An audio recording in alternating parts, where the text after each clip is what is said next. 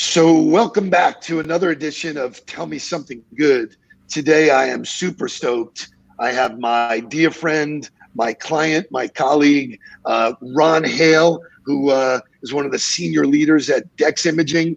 Just to give you a heads up, his podcast, which I used to do in the studio at ESPN, was ranked #1 out of 100 shows. So we're in for a treat. Ron Hale, it is your chance to tell us something good.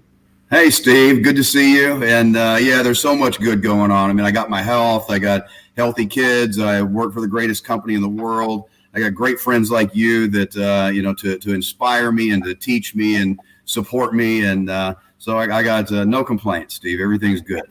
That's so cool. You know, it reminds me when we first met, the first thing you shared with me was how great your company was. And that was at a time when there was no distress. You know, the economy was booming. You guys were growing and moving ahead.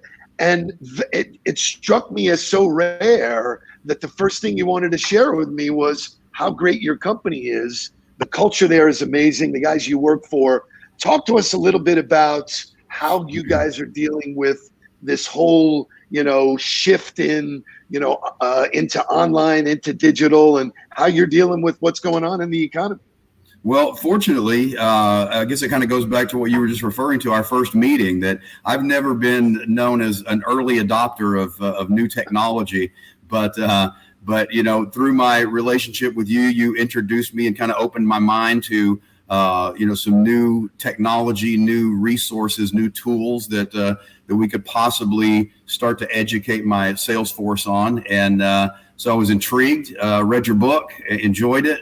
Thought it's pretty solid, and so we gave it a go, and it's turned into a great friendship. And frankly, I think, fortunately, I wish I could say that I had the foresight back then to anticipate something like this happening, but I really didn't. I just thought that this is something that we need to take a look at, and so with your assistance, we started to introduce it to my sales managers and then to the sales force, and I guess we've been working on that for almost a year now, just to get them comfortable with this new way of communicating, a new way of interacting with their clients and prospective clients, being a little more, a little more creative, a little more efficient using technology. And what do you know? It sure did come in handy. Now all of a sudden we've hit this crisis that has really created a tipping point where now it's not just a good idea, it's a necessity. And so that certainly has been a part of why I think that we've been able to kind of be nimble and adapt and continue to maintain connection with our clients and with our friends throughout this whole thing. Is that I think my people, a good number of them, are very comfortable with the technology. So in hindsight, it was very fortuitous that we met and that we were prepared for this moment, at least mentally, to be able to conduct business virtually as opposed to always having to be in front of people. The other thing that I would say that is equally as important is just understanding this concept of, or just understanding how important leadership is in times like these. I've had calls every single day with the Doyle family, who you were referring to. I've worked for the Doyles for over 30 years now. I've actually spent more of my life now working for the Doyles than I have spent in the totality not working for them. Wow. Yeah. So, I'll turn 60 this year, and I've been with the Doyles for 31 years. So we have a good relationship. They're great people and really skilled at what they do. And so that leadership, I think, makes a big difference. They've certainly groomed me over the last 30 years. As you know, I was a former United States Marine, and so that certainly played a role in kind of developing leadership skills, I suppose, under duress. And then, my hobby, which is grappling sports, right now, Brazilian Jiu-Jitsu. I grew up as a wrestler.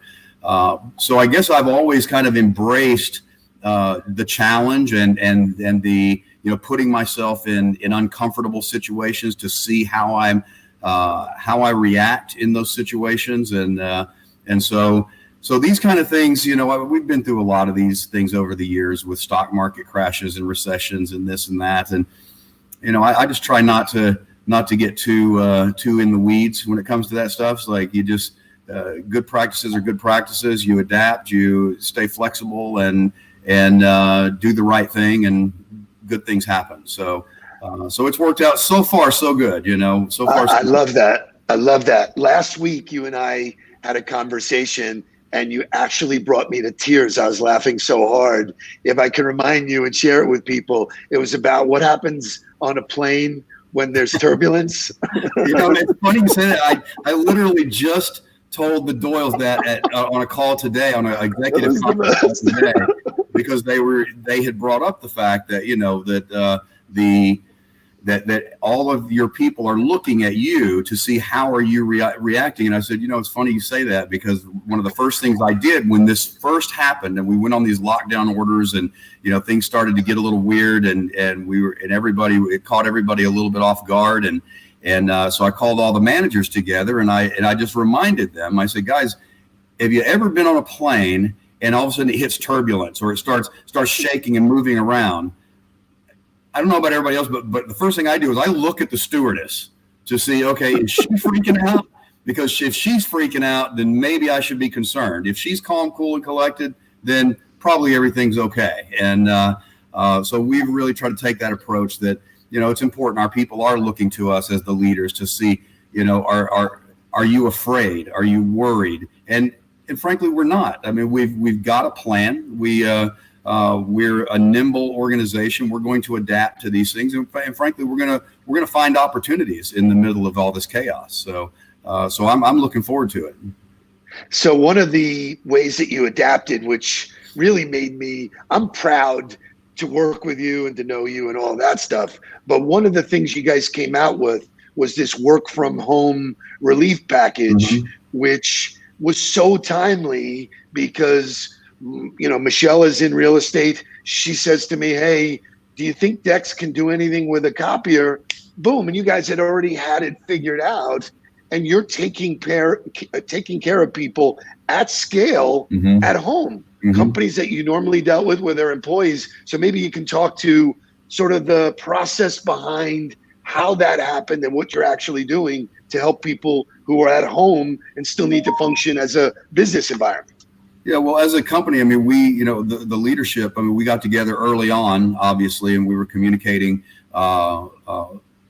more than ever, as this thing started to unfold. And one of the first things that came up is that, it's not just us, it's not affecting us. We're a service organization. And so we've got to really think about how is this affecting our clients? What are they being faced with right now? What kind of change are they having to adopt in order to be able to continue to conduct business? And obviously the need or the requirement to have people working remote as opposed to working on site, we recognized as that's going to present some real challenges for people. A lot of people don't necessarily have all the tools and resources at home that they would have while they're in the office, maybe shared resources like copiers and printers and scanners and things like that.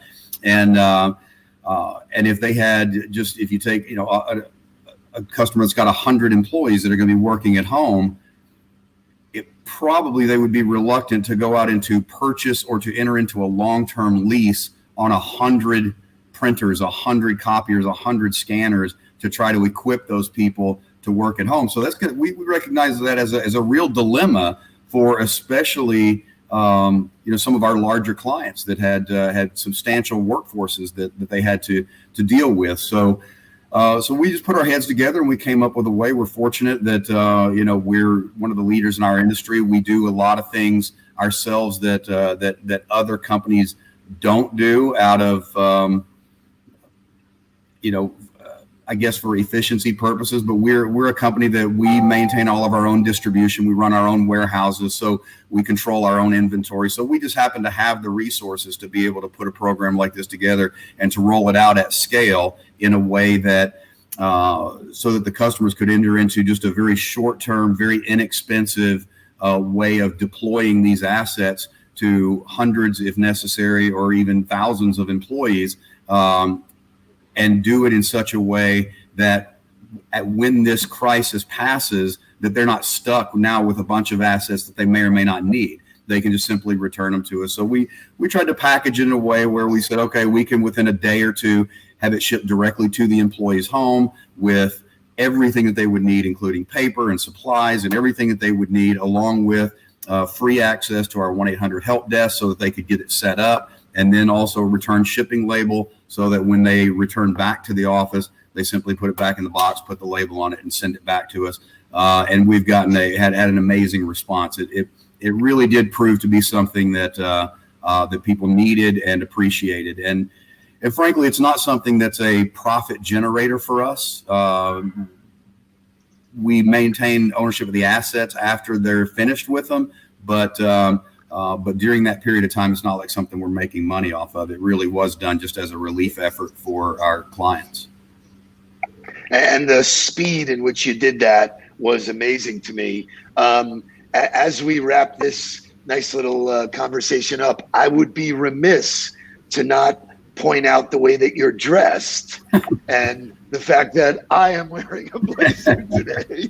So I want you to comment on the power of dressing even when we're at home. Well, you know, and this is another thing that I've talked to my managers about, that and I know for me personally, that if I get dressed for work, I feel like I'm ready for work. I'm ready to go to work. If I'm walking around in my sweatpants and a t-shirt, it's easy to get distracted with other things. I don't really feel like I'm at work. I feel like I'm at home. And so and I think it's also important for everybody, even to provide our employees with that sense of comfort that they need right now. That routine is so important, and I think they need to maintain that discipline, maintain that routine. The managers are having Zoom calls with their sales staff first thing in the morning, for no other reason. Make sure they're out of bed, they're dressed for work, they've got their head, their mind straight, and they're going to work. Because if we allow them to become unfocused and to become unproductive, then that's going to affect their productivity. It's going to affect their income, and that's not fair to them. We owe them more than that. So, I adhere to I heard Deion Sanders say one time a long time that I'll tell you, I saw it on a TV show, a sports show, and Deion Sanders, they were showing him, this is the prime of his career, and they were showing him, and before every game, he would lay his whole uniform out on the floor, and he would go through every the socks and the wristbands and everything. He would lay out, and they said he'd walk around, he'd study it, he'd tweak it, he'd make changes. And the reporter asked him, "So why do you do that?" And he said, "Well, because it's important to look good. Because if I look good, I feel good, and if I feel good, I play good, and if I play good, they pay good. So." So this is something that's important to me, and I've adopted that, and so I make it a point to get up, get dressed for work, and that way I feel like I'm at work, and I have to be there to provide leadership for the people right now as much as ever. So I feel a responsibility to do that. And you have done a great job. I miss the opportunity to smoke a cigar with you, have a glass of wine. I cannot wait until this stuff passes, which it will, and we get the opportunity today. But thank you so much for sharing your thoughts, your leadership. You are definitely, at the top of the class, and I appreciate that. Well, thank you, my man, and I feel the same way about you, and Shay as well. Can't leave him out of the conversation. Of course, man, that's great. And now Mark Nudelberg, the team is growing, man. Look forward to doing it in person real soon. You got it, brother. Thank you. All right. Be good. Thank you, Steve. All right. Take care. Bye-bye. Bye-bye.